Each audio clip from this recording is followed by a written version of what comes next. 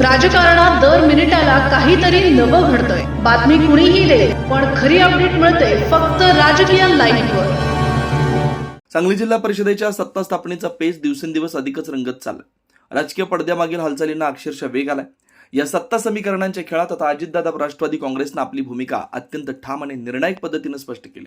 अध्यक्षपद आमचं तरच साथ आमची असा थेट आणि निर्विवाद संदेश देत अजितदादा गटानं महाविकास आघाडी आणि महायुती या दोन्ही आघाड्यांसमोर जणू अल्टिमेटमच ठेवला.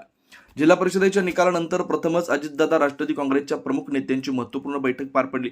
या बैठकीत प्रदेश उपाध्यक्ष तथा माजी आमदार शिवाजीराव नाईक, जिल्हाध्यक्ष निशिकांत पाटील, माजी खासदार संजय काका पाटील, माजी आमदार विलासराव जगताप, माजी आमदार राजेंद्रनाथ देशमुख, माजी सभापती तमनगौडा रवी पाटील, माजी सभापती हर्षवर्धन देशमुख, अनिल पाटील यासह पक्षातील दिग्गज उपस्थित होते.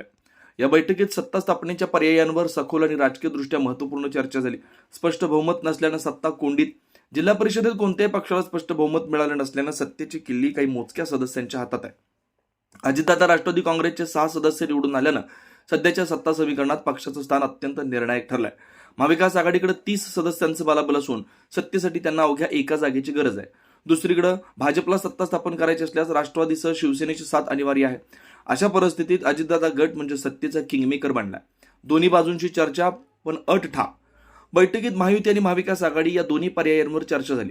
भाजपकडून सत्तेत सहभागी होण्याबाबत अनौपचारिक हालचाली सुरू असल्या तरी काही नेते महाविकास आघाडीकडे झुकलेले असल्याची चर्चा रंगली. मात्र सर्वानुमते एकच ठराव झाला, अध्यक्षपद मिळाल्याशिवाय सत्ता नाही. भाजप असो वा काँग्रेस, शरद पवार राष्ट्रवादी काँग्रेस जो पक्ष अध्यक्षपद देईल त्याच्यासोबत जाण्याचा निर्णय घेण्यात आला. सत्तेत सहभागी होण्यापूर्वी अध्यक्षपदाची औपचारिक दावेदारी जाहीर करण्याचं ठरलं. प्रस्ताव प्रदेशाध्यक्षांकडे. अध्यक्षपदाच्या दावेदारीबाबतचा प्रस्ताव राष्ट्रवादी काँग्रेसचे प्रदेशाध्यक्ष सुनील तटकरे यांच्याकडे पुढील 2 दिवसात पाठवला जाणार आहे. अंतिम निर्णय पक्षश्रेष्ठी पातळीवर घेतला जाईल अशी माहिती माजी खासदार संजय काका पाटील आणि जिल्हाध्यक्ष निशिकांत पाटील यांनी दिली. सत्तेच्या पटावर अजितदादा गटाचा प्रभाव. सध्याच्या राजकीय घडामोडींमध्ये अजितदादा राष्ट्रवादी काँग्रेस हा केवळ सहभागी पक्ष नसून सत्तेचा तोल सांभाळणारा केंद्रबिंदू ठरतोय. सत्ता कुणाची असो, अध्यक्षपदावर राष्ट्रवादीचा झेंडा फडकवण्याचा निर्धार या बैठकीतून स्पष्ट झालाय.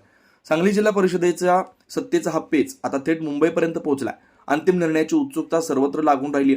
राजकीय पटावरचे पुढचं पाऊल कोण टाकणार आणि अध्यक्षपदाची माळ नेमकी कोणाच्या गळ्यात पडणार याकडे जिल्ह्याचं लक्ष लागलंय. राजकीय घडामोडींचा सर्वात वेगवान अपडेट फक्त इथेच राजकीय लाईव्हवर. आमच्या YouTube चॅनलला लाईक, शेअर, सबस्क्राईब करा आणि रहा राजकारणाच्या रणभूमीवरील थेट नजरेत.